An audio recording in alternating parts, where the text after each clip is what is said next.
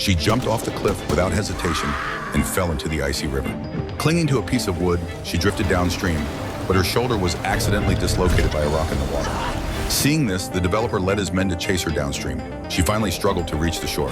Then she found a stone, pressed it against her arm, and pushed hard, resetting her dislocated shoulder. In the end, she picked some herbs, chewed them up, and applied the pulp to her wound to stop the bleeding. This was the survival skill of an Indian girl. Using available materials, she made a bow and arrow and coated the arrowheads with poison to prepare for the counterattack.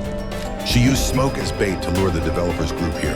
Hiding in the dark, she drew her bow and shot an arrow, hitting a mercenary in the leg.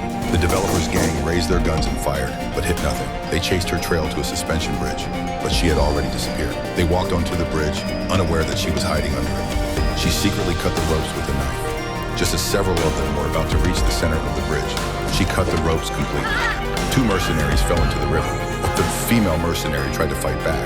She kicked out, sending the enemy's knife flying, then locked her legs around the enemy's neck, causing her to suffocate temporarily. Finally, she kicked the enemy in the abdomen, sending her plunging into the river. The enemies soon swam ashore and discussed strategies to deal with her.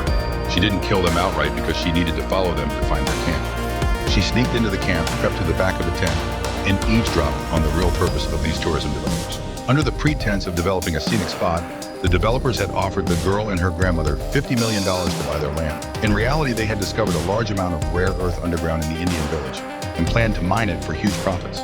She used her phone outside the tent to record all the criminal evidence. But when she returned to the village to expose them, she found her home burned down and her grandmother covered in a white cloth being carried onto an ambulance. Now she decided to take revenge in her own way.